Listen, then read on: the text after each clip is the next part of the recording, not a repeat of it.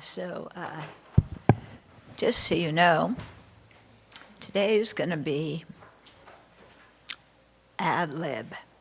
I had an interesting experience this morning. You know how we were always talking about impermanence, and we're unhappy when we don't accept impermanence and so on. And of course, impermanence is happening every moment, but it seems to happen just at the times when you don't want it. Okay, so this morning, my dear computer deleted a book manuscript. So I had a previous version of it, which managed to save, and then I have to go through, and two people have done edits and redo that. And anyway, I'm not using that computer again, and, you know, basta finito. I learned that in Italy. Yeah, I didn't have a lot of time to prepare, so we'll see. Okay, we were talking about the Buddha's life. I'll continue talking about that, and maybe there will be a story about how the Buddha dealt with it when his book manuscripts were deleted. Okay, so let's start with some quiet meditation. So imagine in the space in front the merit field or the refuge field, and ourselves surrounded by sentient beings.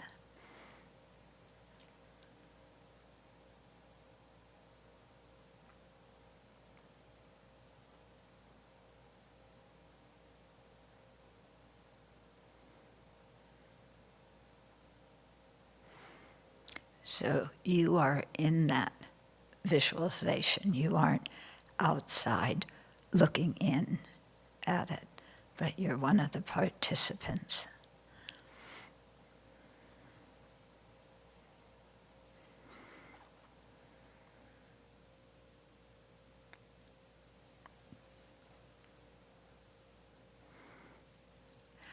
I take refuge until I have awakened in the Buddha, the Dharma, and the Sangha.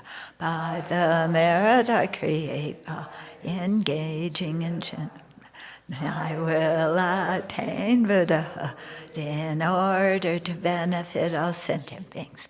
I take refuge until I have awakened in the Buddha, the Dharma, and the Sangha. By the merit I create by listening to the Dharma, I will attain Buddhahood in order to benefit all sentient beings. I take refuge until I have awakened in the Buddha, the Dharma, and the Sangha. By the merit I create by listening to the Dharma, I will attain Buddhahood in order to benefit all sentient beings. And imagine white light flowing from the Buddhas and all the objects of refuge into you, into all the sentient beings. And think that it's purifying all the negative karmas you've created with the Buddha, Dharma, Sangha, such as criticizing them, calling something the Dharma that is not the Dharma and yet teaching it, stealing offerings made to them, saying that the teachings are ridiculous, so on and so forth. So this light's purifying all that negative karma. Selling includes also selling Dharma books and statues and so on to make a profit, to make a living.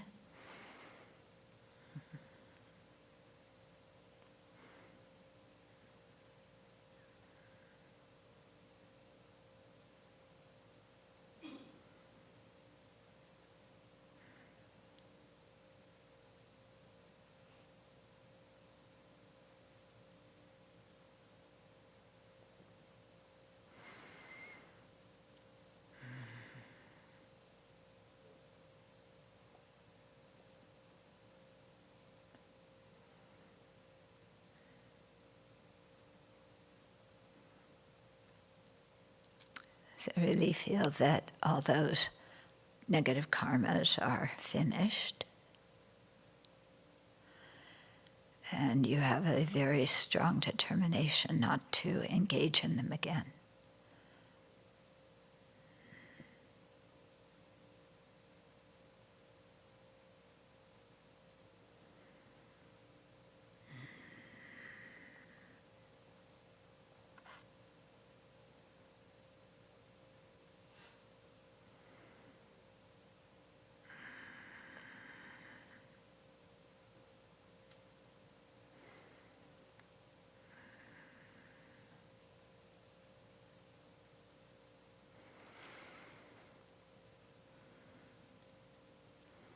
And then think that golden light comes from the merit field into you, and it brings the realizations of the Buddha, Dharma, and Sangha.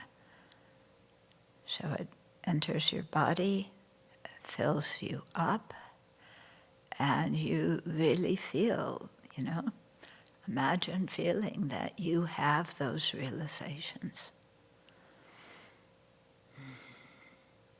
Especially the realizations of the three principal aspects of the path.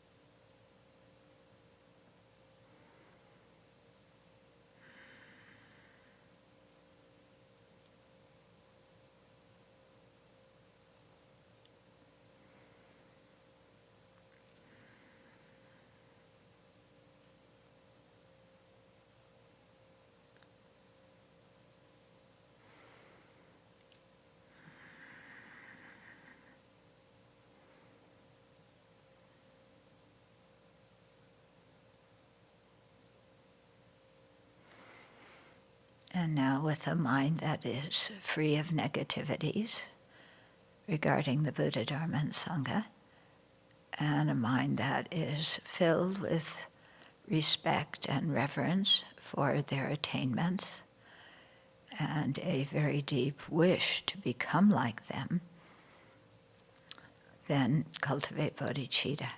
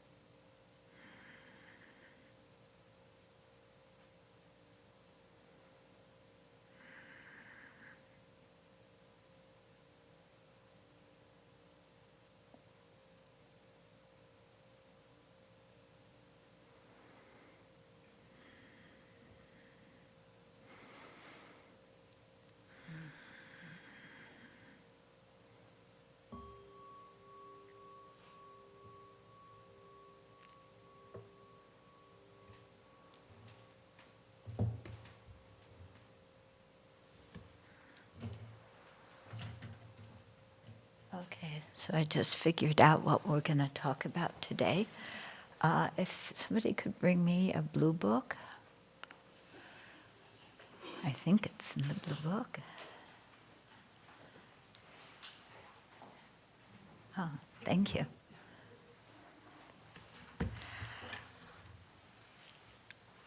Because we often do these prayers and we forget what we're supposed to be thinking about and visualizing when we do them. And so especially when we do the I take refuge, prayer, it's very good to visualize the light purifying and then bringing the realizations and the inspiration. But when we were saying it today, I was remembering, I think it was, I had only been at Kopana a few months. I had only known the Dharma a few months. And one of the older monks was teaching the visualization from the Jorcho Puja, which is similar to the Lama Chopa. And in it, going through the kind of negativities that we create in relationship to the three jewels, which I don't think I've ever gone through in depth with all of you. So I haven't prepared, so this will be totally from my memory.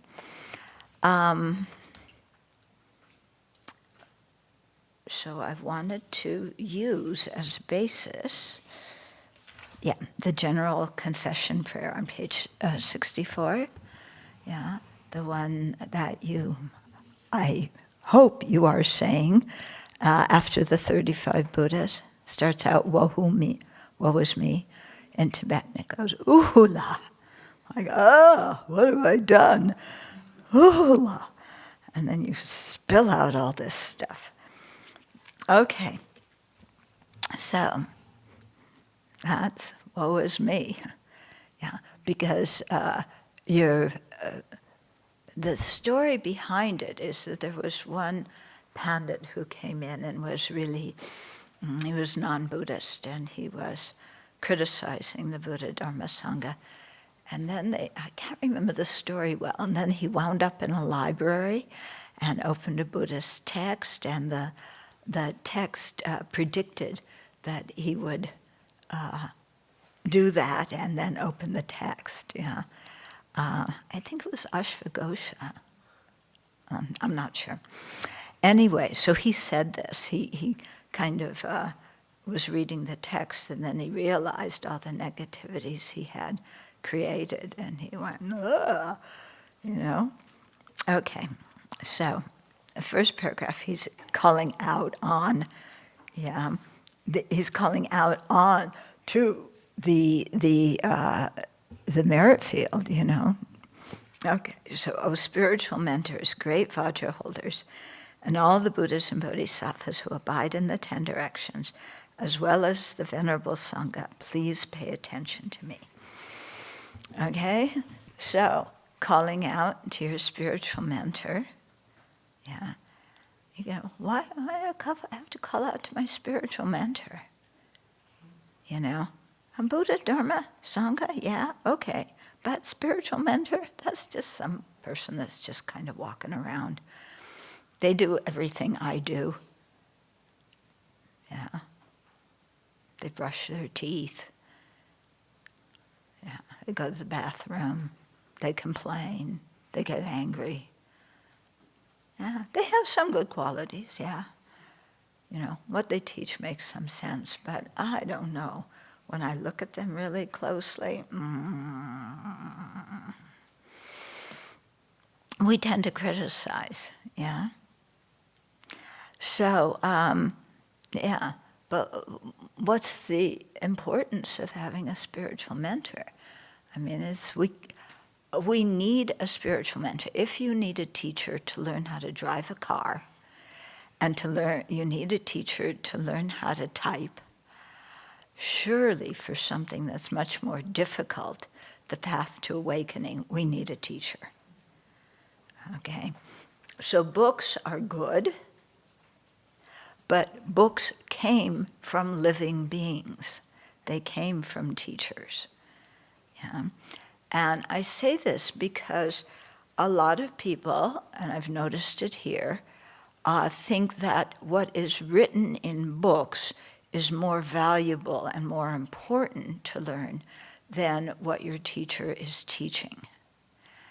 And that's not correct. Okay? The teacher gives you the oral transmission of the text and also unpacks the meaning of the text. We may read something and think we understand it, and we don't.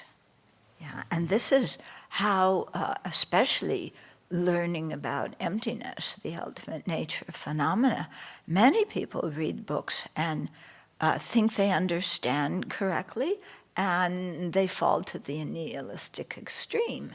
and think, oh, it means nothing exists. Yeah?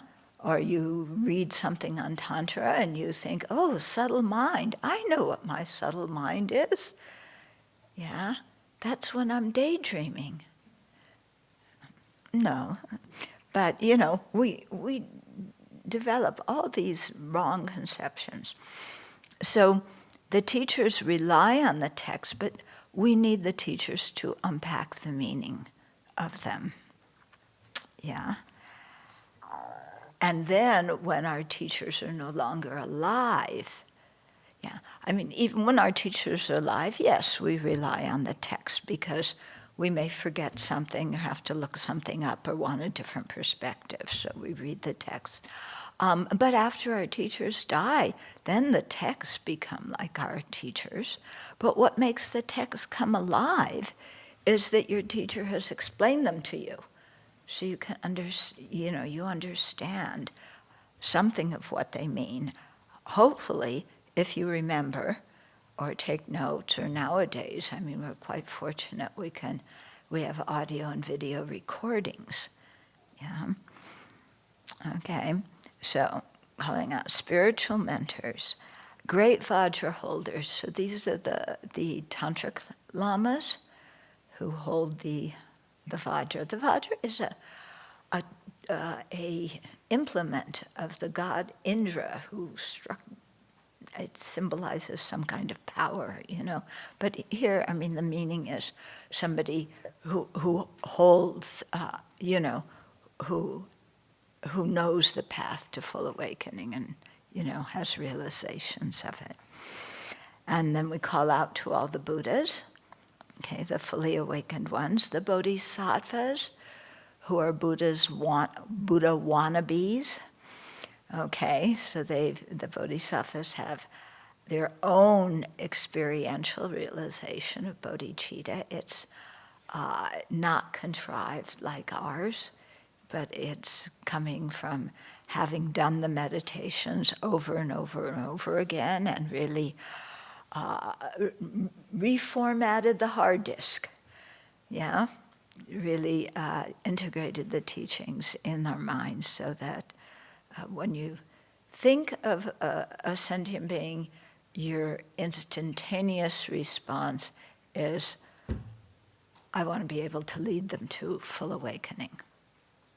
Not, what can I get out of them? Or, can I trust them? Are they going to hurt me?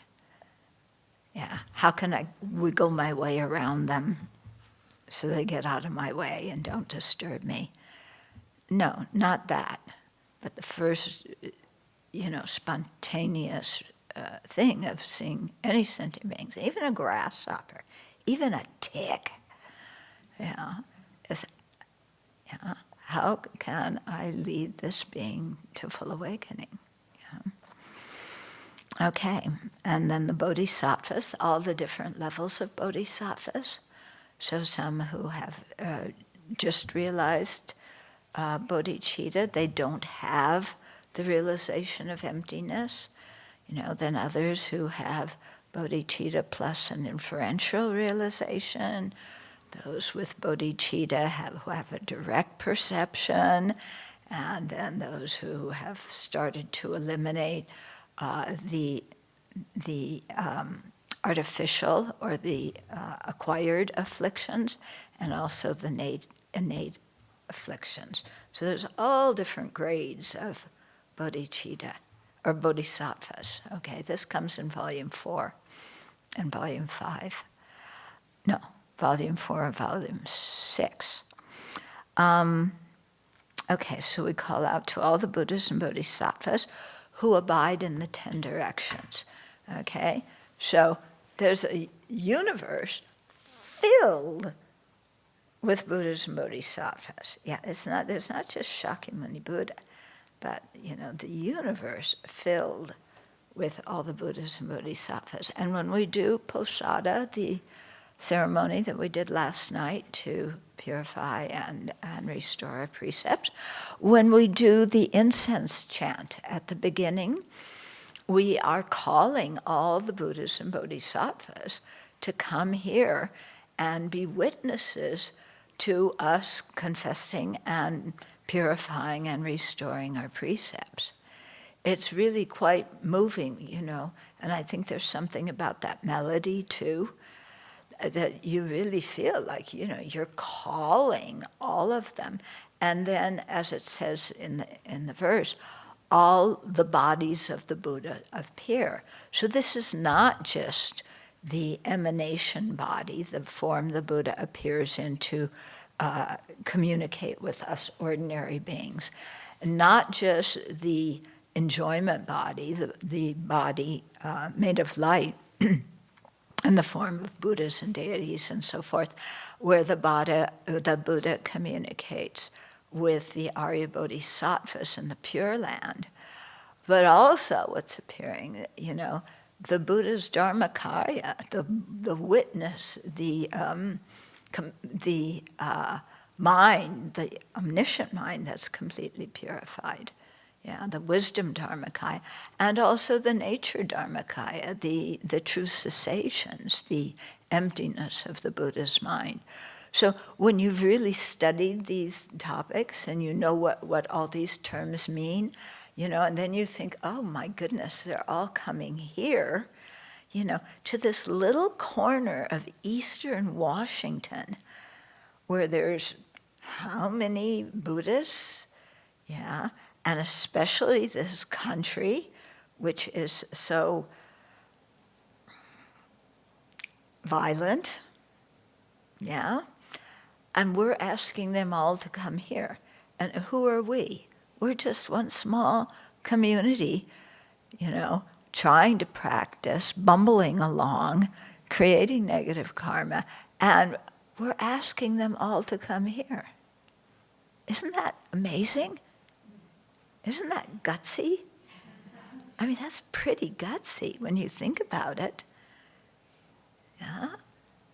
And they all are very happy, and they come, and they're very happy to come, and they witness us, confessing and restoring the precepts.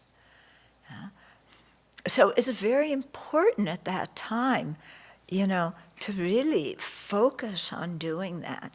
And at that time, we cannot have in our mind, any kind of, oh, I'm so tired, I wish I could go to bed tonight. We can't have that in our mind when we're inviting the Buddhas and Bodhisattvas. And we can't have in our mind, oh, this other monastic, God, what's he doing here? This guy's such a jerk. You can't have those kind of thoughts towards your fellow monastics. I mean, you're inviting the Buddha. If you have these kind of, grumbling, critical thoughts of other people in the community, how are you going to have some kind of pure heart to have the guts to invite the Buddhas and Bodhisattvas to come here? Are you getting what I'm saying?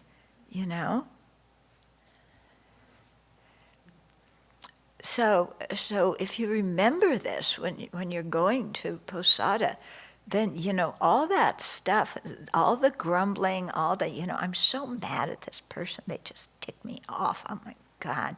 You have to put that behind. That is not, you have to drop it at that time. Okay?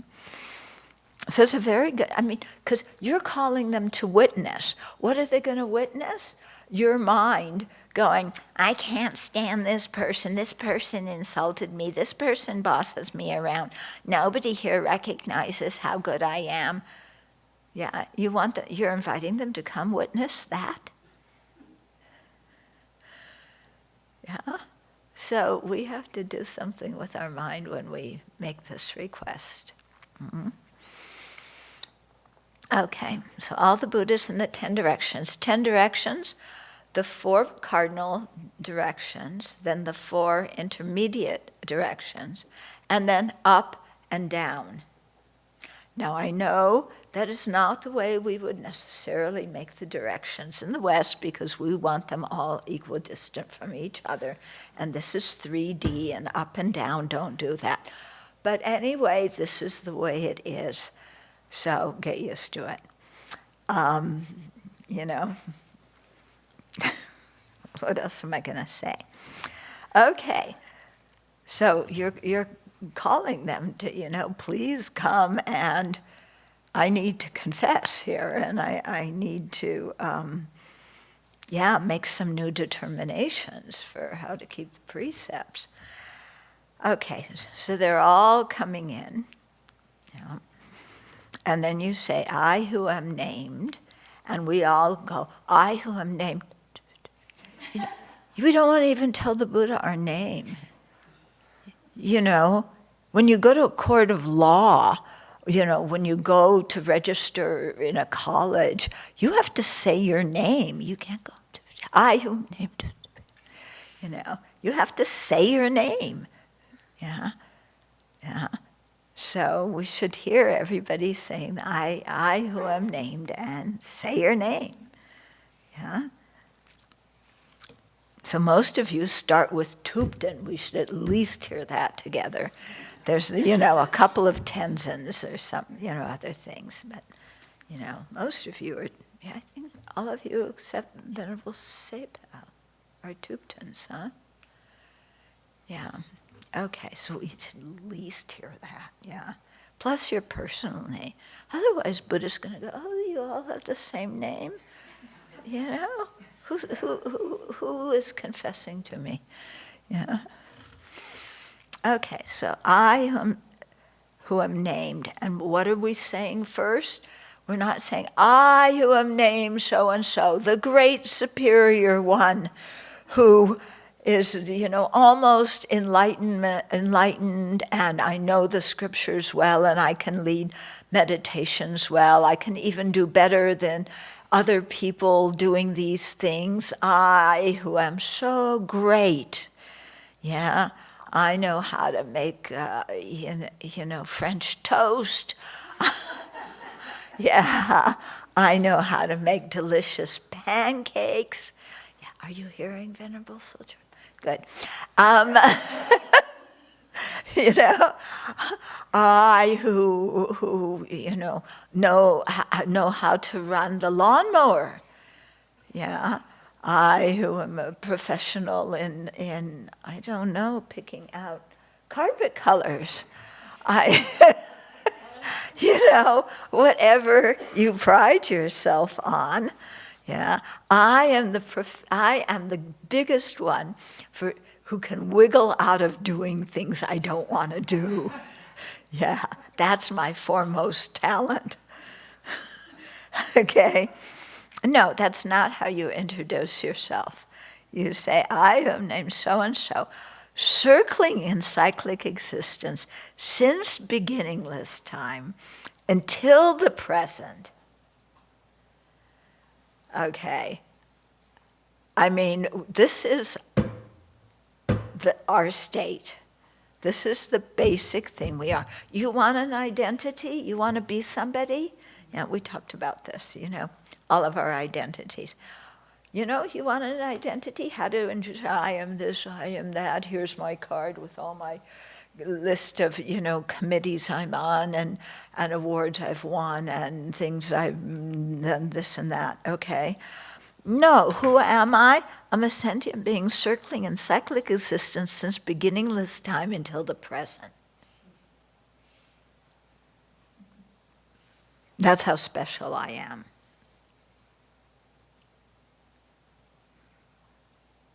Yeah, how special are we? You know, I mean, that, you just say that should cut the pride right there. Yeah, you want to be proud? I've been circling in samsara from beginningless time until the present. That's how important and great I am. Yeah, that's really impressive, isn't it? Yeah. Everybody should pay homage to me because I've been circling in cyclic existence since beginningless time until the present, overpowered by afflictions.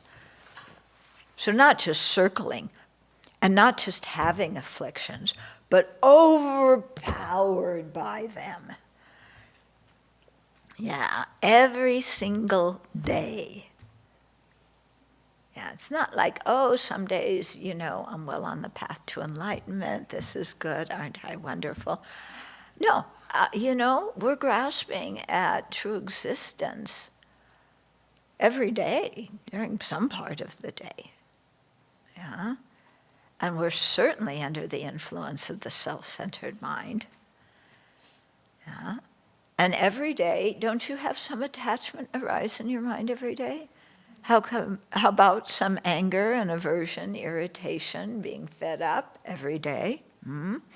Little bit of jealousy? Yeah? Oh no, I don't have that one. Yes, you perfect one. You have 83,999 afflictions. Yeah, you left out jealousy. Really? Actually, you don't eliminate any of them from the root until all of them. You're getting all of them at the same time. Okay, so overpowered by afflictions such as attachment, hostility, yeah, meaning anger, aversion, yeah. And our favorite one, ignorance. Yeah, ignorance is our favorite because we don't even know when it's in our mind. Yeah? Do we realize when we're grasping at inherent existence? Do we realize when our minds, are kind of saying, oh yes, karma exists, but, and then tell ourselves our own lies about, I'm not real, and I'm doing really isn't creating negative karma. This is really virtuous. Yeah? I'm telling this person off for their own good. Yeah, it was for their own good. Or, okay, I used to tell them off for their own good. Today I'm going to be kinder. I'm just going to turn my back and walk away. Yeah? And not turn our back with, I'll come back to you later, but just, yeah. You jerk. You don't say it, but the facial expression. Okay, we don't even see that. That's fueled by ignorance. We don't even see when ignorance. Yeah, a little bit of arrogance. We think that's self-confidence. That's how confused we are. And then we say, oh, okay, then I'll get rid of my arrogance. Oh, I'm so worthless. I can't do anything. Yeah, here, please tell me how wonderful I am. I need somebody to prop me up.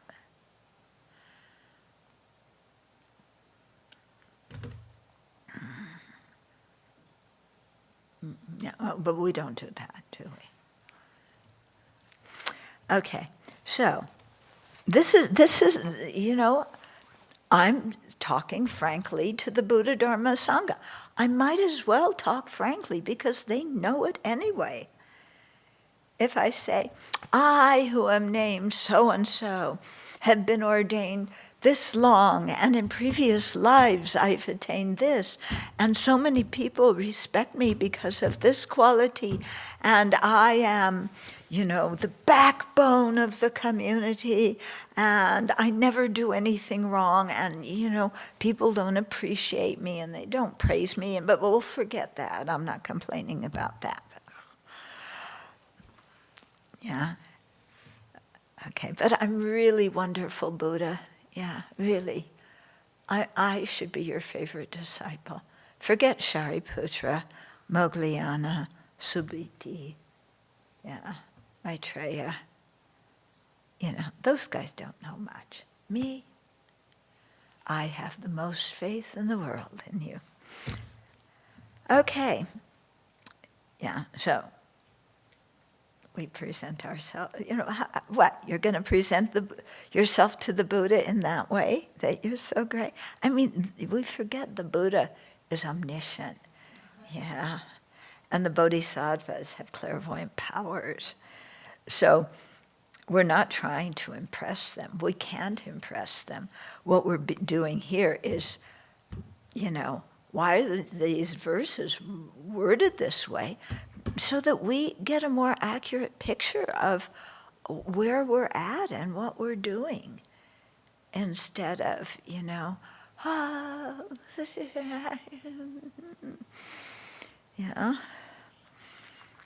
Okay, so I'm overwhelmed by afflictions such as attachment, hostility, and ignorance. And what have I done under their influence? I've created the 10 destructive actions by means of body, speech, and mind. So this is very much, these two sentences, very much like the confession prayer that we chanted last night, yeah? When we're saying that we've been overwhelmed by ignorance, anger, and attachment, and we've done negativities by body, speech, and mind. Do you remember what we chanted? Yeah? So it's the same idea. And then really making us stop and think. So it's not just like the negativities we created in the last couple of weeks, I ate while I ate while standing up. Yeah, you're confessing that. That's the biggest one. I didn't do any other negativities. Yeah, like criticize other Sangha members or be rude to them or anything. I just chewed food and, that's all I need to confess. Yeah. No, it's body, speech, and mind. Okay?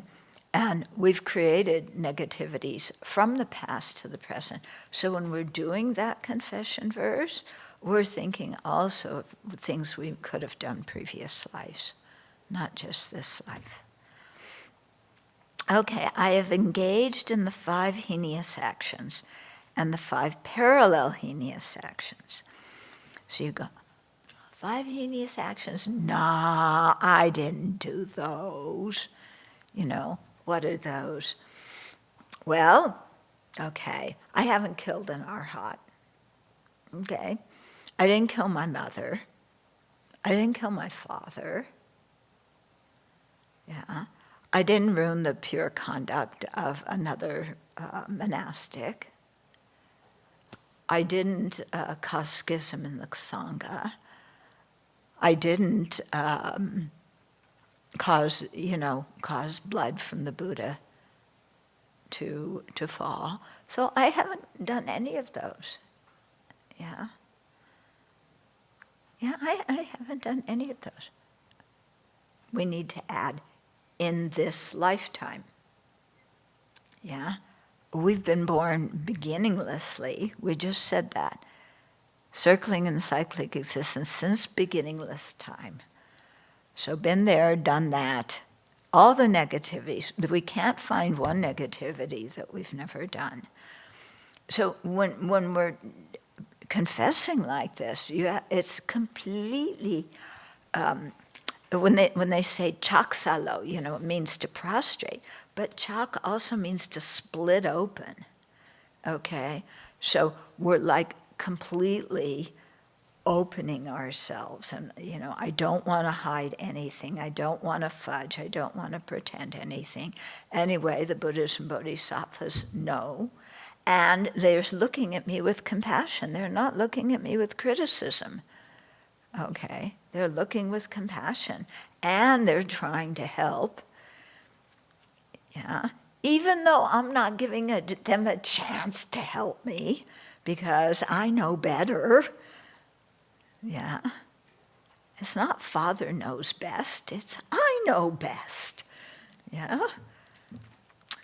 Okay, so we should think, okay, this life I may not have done those, but in previous lives, who knows what we've done? Yeah.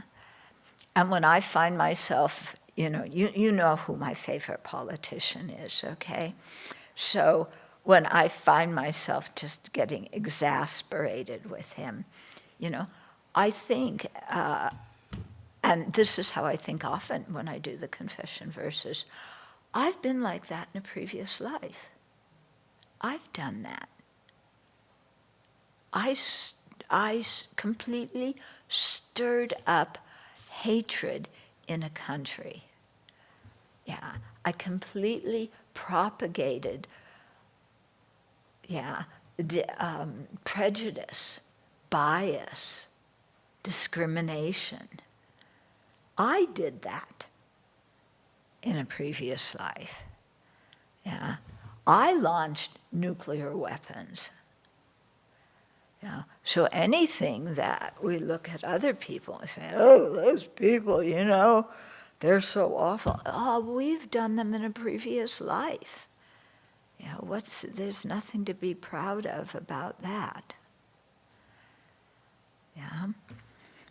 So I find personally this thing of really listing out these kinds of things and thinking deeply about what each one is, the specifics.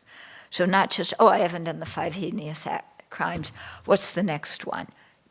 But really thinking about what kind of mindset you need to do that, what the results are of doing that, how my actions when I did, let's say, those 5 heinous ones, how that's affected other people.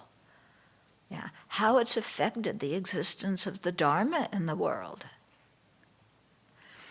And really think about those and just completely open up and say, I can't remember specifics from previous lives, but I've done that kind of thing and I don't want to do it again in the future. So I am completely opening everything up and I want to purify. And I'm making a determination not to do that again. Okay. And then the 5 parallel previous actions. Okay. Killing a bodhisattva. Well, maybe that tick was a bodhisattva. Bodhisattvas can appear in all sorts of ways. Killing an Arya, somebody who's realized emptiness. Because the holy beings do not go around wearing name tags. Hi, I am a bodhisattva on the first bhumi. You have all your name tags on for sharing the Dharma day. Yeah. Hi, I am a bodhisattva on the 7th bhumi. I'm 6 bhumis higher than that guy over there.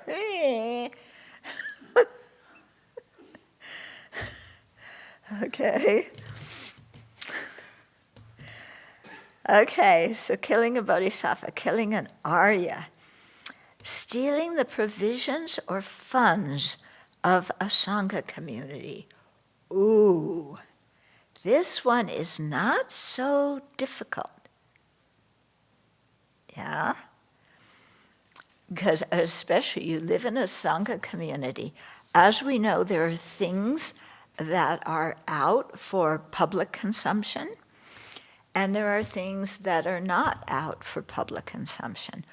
And there are things that are put out during the day for public consumption and then put away, and during those other times they are not for public consumption. Okay? So when meals are served, the food that is put out, we can take that food, the food that's put out. The food that's on the snack table, we can take. But and the food on the snack table we can take any time, okay? The food that's put out, we can only take it when it's out. Yeah, after it's been put away and the kitchen's been cleaned up, we can't go in the refrigerator and take what we want. We can't go in the shelves, the pantry, and take what we want unless we have prior experience. Not experience, but permission. Like Geshe-la and Venerable Sangye Kadro and I, have permission that the things that we eat for breakfast, we need to restock. So we get those ourselves rather than asking somebody else to do it. But the things that we haven't requested special permission on, we can't just take because we want it. Yeah. And so some people, because of doing manual work, they may need permission to go in the refrigerator later. But they have to check, is that permission for one day? Is it for 1 week? Yeah, what is it for? We can't just say, oh, I'm hungry. I'm going in the pantry and select what I want. That's stealing from the Sangha. Okay? The toiletries that we have out in the bathroom for public consumption, the general toiletries, toothpaste, toothbrush, hand lotion, that kind of stuff, the ones that people donate in great quantities, toilet paper, woo, Kleenex, those things we can take from the storeroom, yeah. But we can't just go in and take anything we want from the storeroom and say, I want it. Okay? Yeah. You're in charge of the storeroom, right? Who's in charge of the downstairs storeroom now? Say operations as a whole. Yeah, so who's the head of operations? Okay. Yeah. I'm the helper. You're the helper, okay. So if you want something from the downstairs storeroom, you ask one of those two. Or maybe you go down there, you need some shoes, you found a pair that fits, yeah, and then instead of just taking them and like that, and not saying anything, you say to either Venerable Kunga or Venerable Sultram, I needed a pair of shoes, I found this pair, is it okay with you that I took it? Same thing with the clothes in the Gotami storage, all the robes there. There we asked Venerable Pema, right? Mm-hmm. Yeah, and Venerable Pema, I need a pair of socks or whatever, and I've taken those. Okay? Yeah, we can't just go in and say, I want this, I want that. And also, we kind of have the policy that if you take something, you put something back. If you have extras. If you don't have extras, if you only have 1 pair of socks, you can ask for another pair. Well, you can ask for a few pair, for the benefit of the whole community, so we don't have to smell your dirty socks. Yeah. But if you already have, several pairs of socks, then, if you take another pair, you ask if that's okay, and you return a pair. And the same... Huh? Don't put back the ones with holes. Yeah, don't put back the ones with holes. Same thing with the jackets downstairs. So those you would ask Venerable Sutra, Venerable Kunga. Yeah. That's Sangha. Huh? That's Sangha stuff down there. That's Sangha stuff, so that's Venerable Pema, even though it's downstairs. Okay. All the clothing and shoes are her. Okay. And the other stuff is other. And when you're traveling, you take what you from the little travel closet or section, you can, take that stuff. Okay. Okay.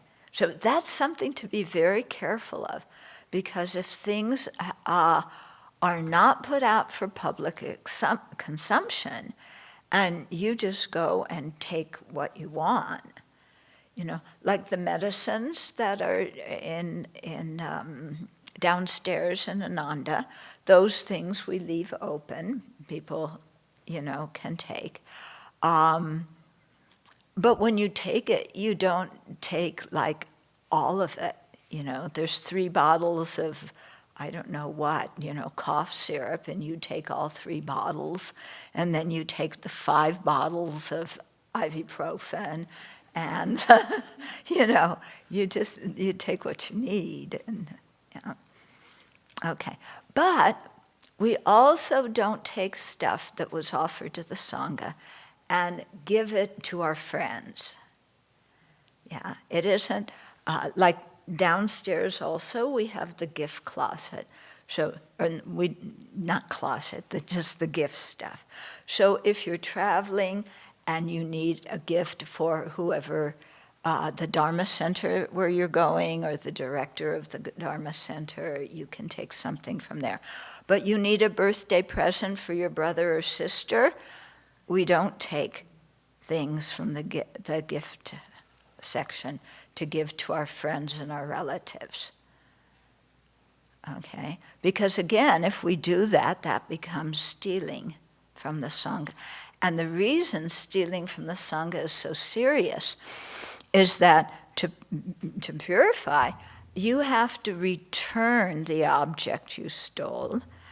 But it's hard because you have to return it to the Sangha that was there at the time when you took it. But since in a monastery the Sangha come and go, they transfer, different things happen, it's hard to return it and confess to the Sangha, the exact Sangha, the same members who were there as when you took it. Yeah, so it's that one's quite serious. Similar with food. We don't take food and it's like, oh, my friends are here, I'm going to give them some extra this and that to take home with them. No, we have a policy when we have guests here, we share the food, yeah. But we don't give, extra food to our friends. We may give it to yes, okay? We may give it, we brought some things up to the workers today who've been working in the heat yesterday and today, and it's a holiday. Were you able to signal to them? They were so far away, just working so intently, I didn't want to, so I put it by the tailgate of Colby's truck in the shadows with the note. Oh, okay. Yeah, they were way on the back end, and I didn't want to interrupt them. Okay, because I thought their 2 vehicles were parked down here. There was 2 up there and 2 down here. Oh. Yeah, there's 3 working today. I see, because there were 3. I didn't see them. What? They were on the west side of the building. Oh, okay, I didn't see them. Because I only saw 2 trucks come up and 3 people were in 1 truck. Yeah, so I don't know. Maybe after class, you can go back and make sure they get it. Yeah. Otherwise, bring it back and then we have to bring it to them tomorrow. Colby will, but it's right at his truck up at the top for those 3. But the guys on the back end, I didn't even hear them. I didn't know they were there. Okay. So, yeah, so, if people are working for us, we have a common policy, we can give them things like that, okay? But that's given on behalf of the community. It's not, I am giving this. And so that's why we don't take community things to give to friends and relatives, because they're community property. Hmm? Okay, then, stealing the provisions or funds of the Sangha community. So, the funds, really important, You don't go around and take money from the dana baskets and different things. And, if you're the person managing the money, you make sure that it's counted well and you don't, take a little for yourself because you deserve some pay.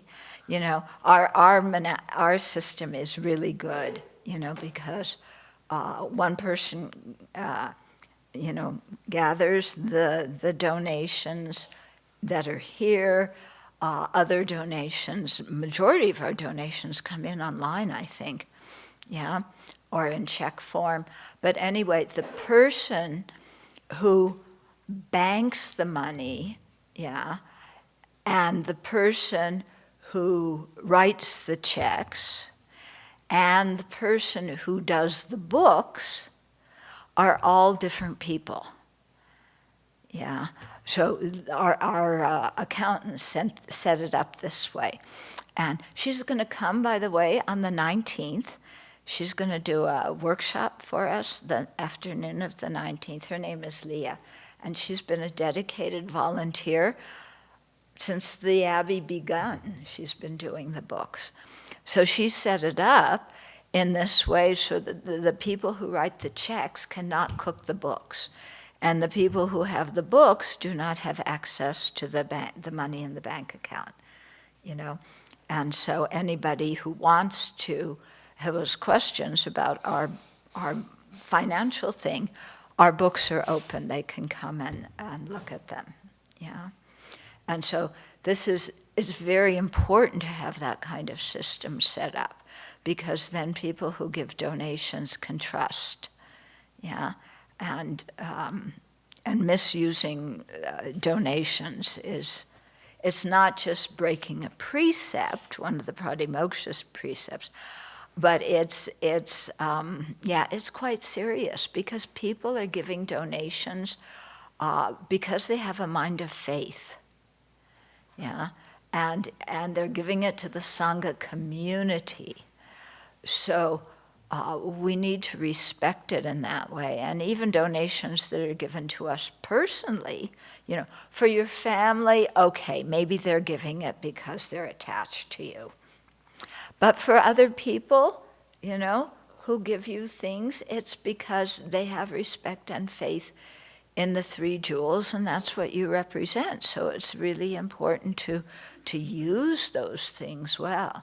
So if we receive donations, we don't use it to spend, to go on a holiday at, you know, in Bali. Yeah, although that would be nice. Except I heard there's a lot of Russians going there now, and the people who live in Bali are fed up because, you know, too many tourists come and trash their beaches. So, so we don't use the money that people have given us to go buy, you know, some fancy schmancy thing in the marketplace, or, you know, we're going out to get on errands for the community, so we'll stop at McDonald's and get some fries and a shake. No, we don't buy our own food. You know? Okay, so we have to be careful with these kinds of things. Yeah. Okay, so we had killing a bodhisattva. These are the parallel heinous actions: killing a bodhisattva, killing an Arya, stealing the provisions or the funds of the Sangha community, destroying a monastery or a stupa with anger.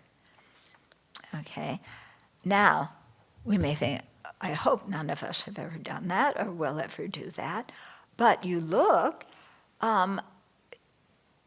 you know, the young boys in China who wanted, you know, they were village boys and they joined the PLA in order to get a good income to send back to their parents, but they destroyed monasteries. Yeah, Pol Pot destroyed monasteries. You know, it's really heavy to destroy monasteries, to burn Dharma books, to take the Sangha and make them disrobe. Yeah.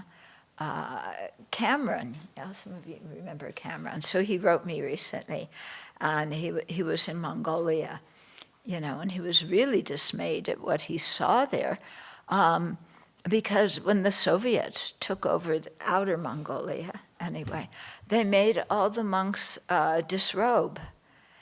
And so the monks married. They still had their robes, but they married.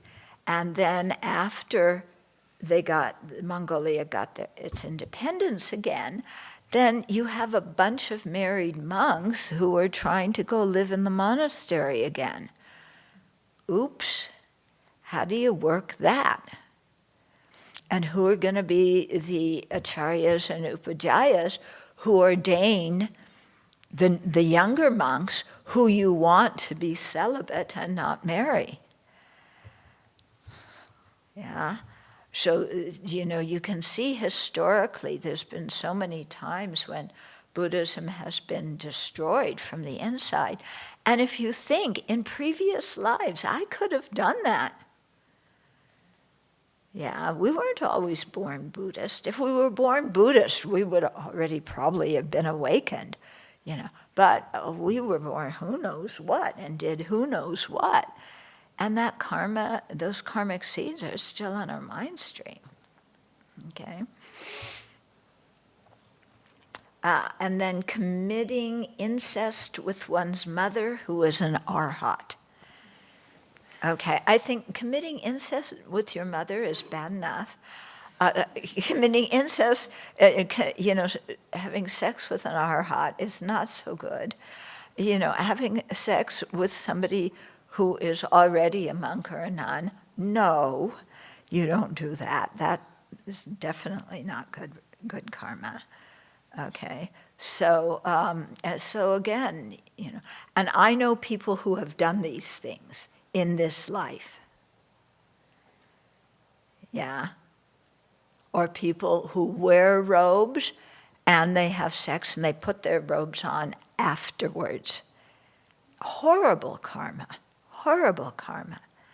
And I've heard many stories, and, so this is something that, people do even in this lifetime. But who knows, again, what we did in previous lives. Huh? So we're confessing all of that, yeah? Okay. General confession. Yeah, so this is all the stuff we have to confess. So of course it sounds really harsh when you first hear it, because we're not talking about the lovely things we do, but in order to develop our mind to create those lovely things, we have to purify this garbage.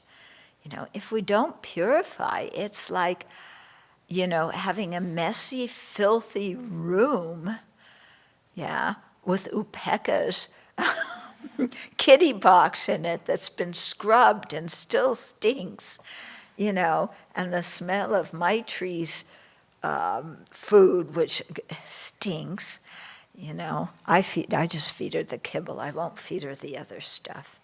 Other people feed her that. And I tried to say no, but I lost that battle. Anyway, so your room, it like stings, it has stuff all over it, yeah? You can barely see the floor. There's pieces of paper, wads of paper.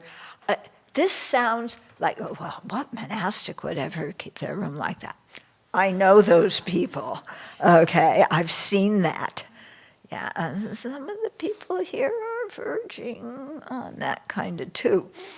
There was one monk at Geshe Sopa's center, the monastery there, and he was actually Geshe-la's assistant for many, many years. And one morning he didn't show up for breakfast, and he had died in his sleep that night.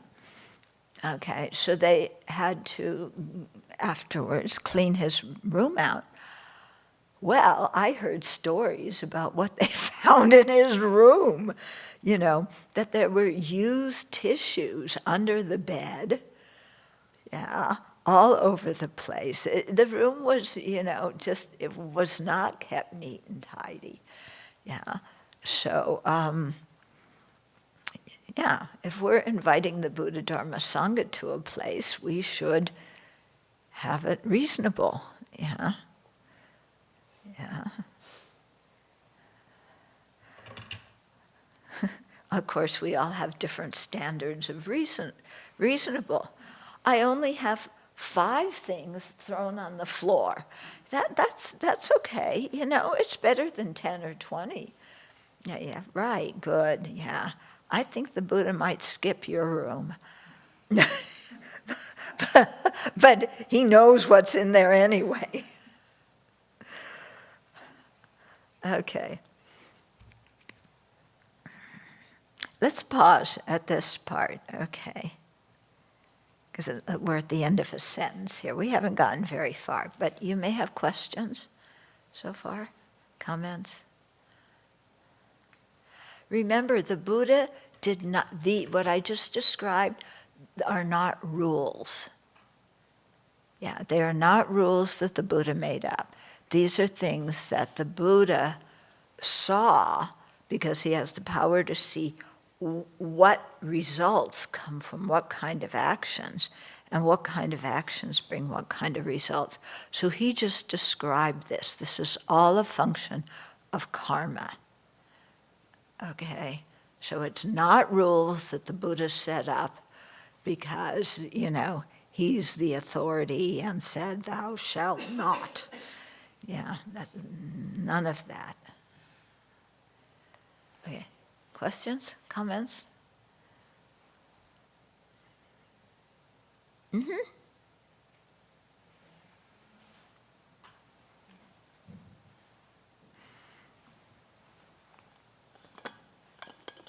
Not the most important question, I'm sorry, but this last one, the incest with one's mother who is an arhat.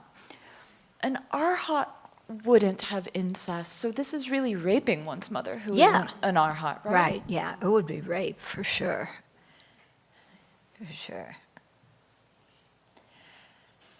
Yeah, I think, sometimes the men who wrote these things aren't clear on the terms. Mm. Yes, Tracy?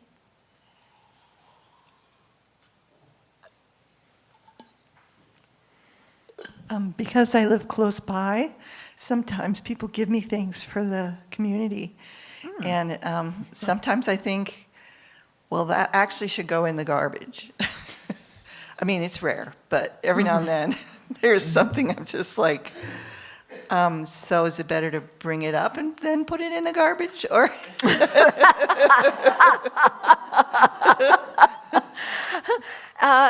it's probably, if it's something rotten, like if it's food that is totally going rotten, throw it away, okay? But if it's other things that maybe could be useful, but they're a little broken or they're a little old, probably better to bring those things up, and then Venerable Thubten and Venerable Kunga will go through with them. Or, whatever. Yeah, Venerable Losang too. and I just want to say, sometimes some things will show up and I'm following through. Mm-hmm. If you're wondering, what's that here for? Okay. Oh, Tracy bought that canned what? Canned baked beans with pineapple. That the due date was 1925. Okay. Then we'll put it in the museum.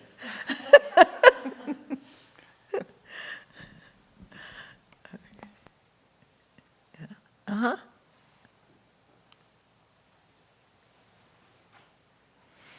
Oh, while we're waiting here, one other thing, that we also have a policy that if you're traveling and sometimes people give you a lot of gifts for the community, but your suitcase is very full already, then we have a group consensus that we can give away to other people.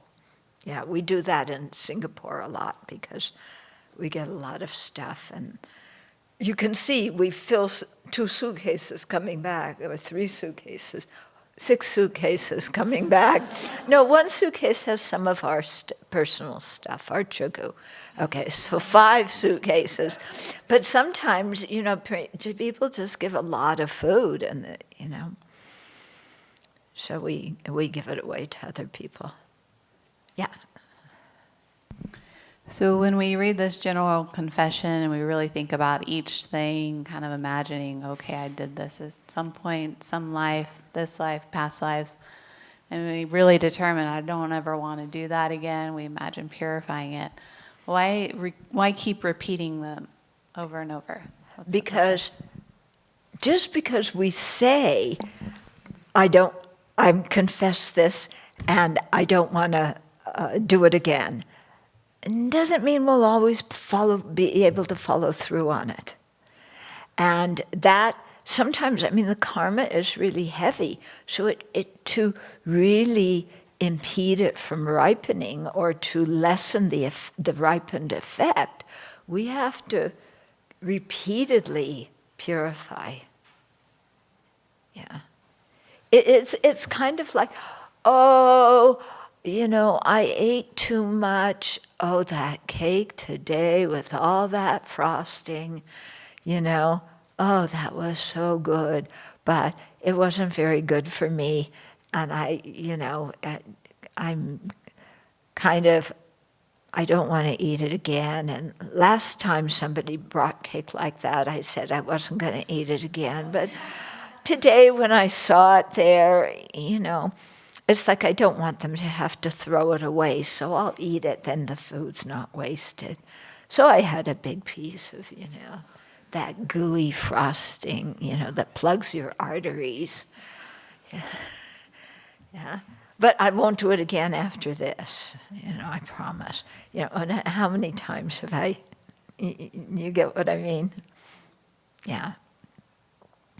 It's like saying, I won't gossip again. Yeah. How many of us can really firmly say, I will never, ever, ever gossip again? Anybody here? Really? When we say it, when we're confessing, we mean it. I will never gossip again. We mean it when we say it, but then, I know something about this person, and maybe you know something about them. You can fill in the holes if you tell me, and I'll tell you. And anyway, the conclusion of gossiping about this person is that you and I are the best people around. Yeah, but I'm not going to gossip again. Yeah, I don't want to. Yeah, just this one time. Yeah, you see what I mean? Yeah.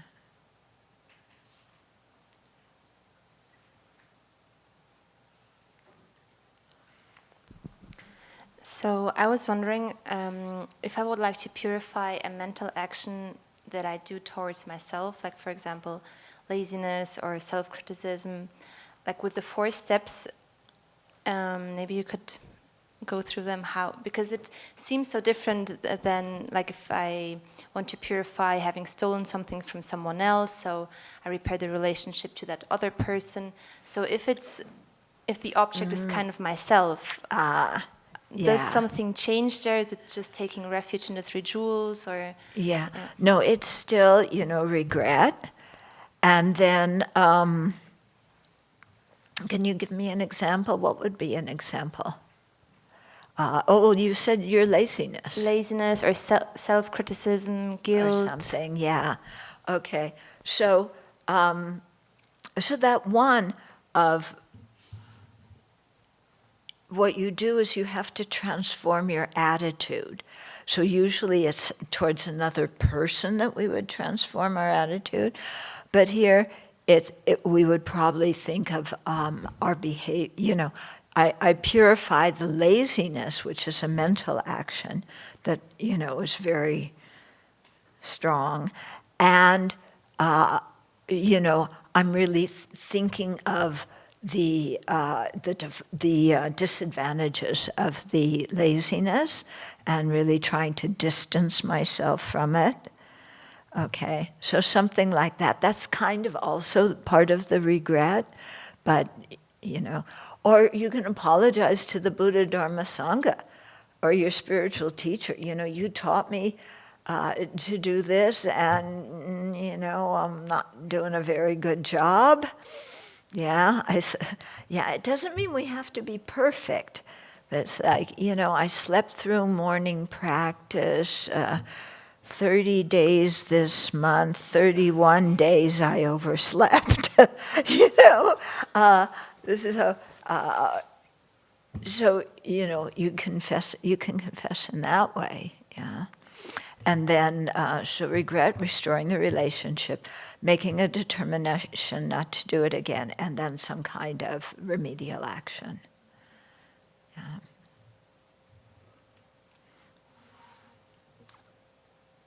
Anything else?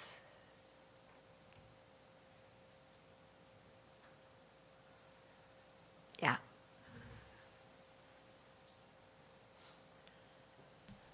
So my understanding is that the Theravadan tradition, they don't have anything like this kind of, thinking back many, many lifetimes, all the things that they've done and really bringing it to mind and why. They do confession. But it's usually like their own precepts, I think. Yeah, they emphasize their precepts. But all these other things, I don't know the full Theravada teachings, what they instruct the monastics to do. So that's maybe a question we can ask some of our Theravada friends. But they definitely do confession. But whether they do it or not... Well, my question is the effect that this has on the mind. Oh, yes, Of it's a big thinking effect. about very specifically past lives. I have done this. Yeah. Well, you want to purify. I mean, it doesn't matter whether they do it or not. They may not think past lives, it's past, I don't need to purify. They may think that, but we don't think that. Yeah, it was the past. It may have to do with the Abbey Dharma, because in our tradition, past events are considered impermanent phenomena in that they have effects. I don't know in the Pali Abhidharma if it may be that they consider, because Vaibhasika consider, and Satantrika also consider past events to be permanent. So maybe they think, maybe because of that reason. I don't know. Yeah. But regardless, I mean, you can see the effect on your mind when you do this kind of very deep and complete purification. It has a much bigger effect on your mind than when you just confess your precepts. Because our precepts don't cover everything. Yeah? Because we also have the bodhisattva precepts that the Theravadas don't have. We have tantric ethical restraints that they don't have. So, yeah. But you can really feel the difference. Yeah.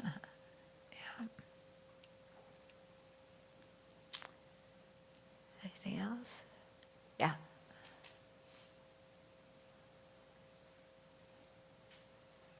One of the things that I've been really kind of working on this year, and EML always brings things up, is this, as a child, this idea of secrecy and keeping secrets and concealment. Mm-hmm. So I have found it helpful, especially in winter retreat, if I think that when I'm about to do something or not say something, when I think that the Buddha knows that I'm going to do it, I can sneak around, I can do things on the sly, but if I think that the Buddha is present in my mind and in my space at that time, I have found that to be quite an antidote to doing something that's a little sneaky. Yeah. So I'm really touching into this, having a life, or a lot of the strange things in childhood, a lot of secrets in the family, and so I found that I have a little bit of a habit of concealment and secrecy and I have a lot of shame around it. So the Buddha's been helping me to kind of work my way through that. So yeah. I find that very helpful. Yeah. And we all have things, we're not following the guidelines of the monastery exactly, just a little bit, like we're doing the total opposite. But, but we don't want anybody to know, like what you're looking at online. Oh, I was just looking at something. Yeah, what? Just something. Yeah. And it's something that's not good for our mind. I mean, one thing that happens in monasteries is porn, you know, and I know it happens in the monasteries in South India, and my Theravada friends have told me the same. Yeah. So they have the passwords, everybody in, at least the Western Theravadas, they have the passwords for everybody's computer, you know, because it's a way to keep people honest and above board. In India, there's too many monastics, and many of the computers are in computer shops, so they can't do that. But it's a big problem. And, you know, and nobody knows. I mean, remember, just last year, I think it was, there was, we heard the story of one of the Western monks from Australia who people thought he was a really, really good student, and he would stay up late, and people, you know, working on the computer, and people thought he was studying, yeah, when actually he was in contact with a woman in his own country. And he eventually, or I don't know, maybe many women, I don't know the whole story, but eventually he just had to get honest, and he disrobed and went back. But that's the kind of thing, you know, it's like, well, I'm working in my room, and they don't know that I'm, you know, emailing back and forth with my girlfriend. Yeah, they think I'm studying, so I don't need to, you know, let people know. Sorry, lay people, don't think all the Sangha is like this. I'm just giving these examples as ones, extreme examples, so that people know what to avoid, but this is not, you know. But we had that happen here too. You know, a couple of monks looking at, not these monks that are here now, but a couple of monks before who were looking at porn, and I gave them a piece of my mind. Yeah. And they're both not here. Yeah. Okay. Yeah. So you see, I mean, who knows what we did in the past life? And so we need to be careful about a lot of stuff. Okay. Anything else? Yeah.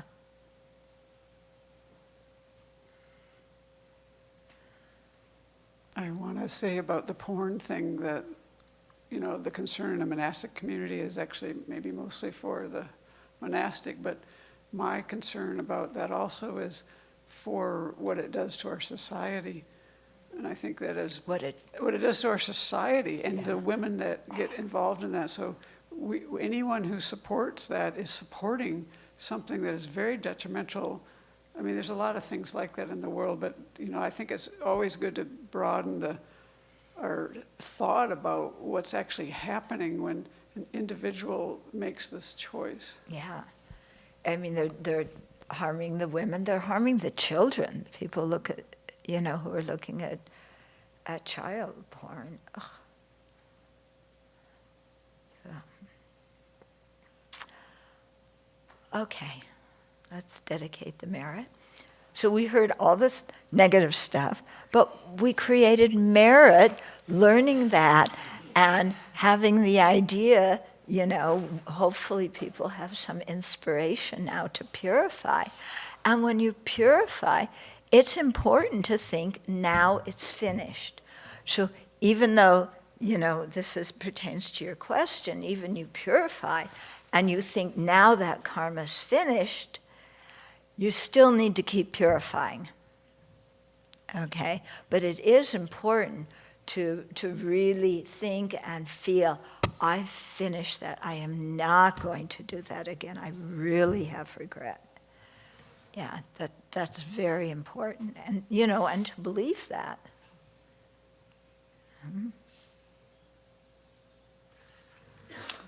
Okay.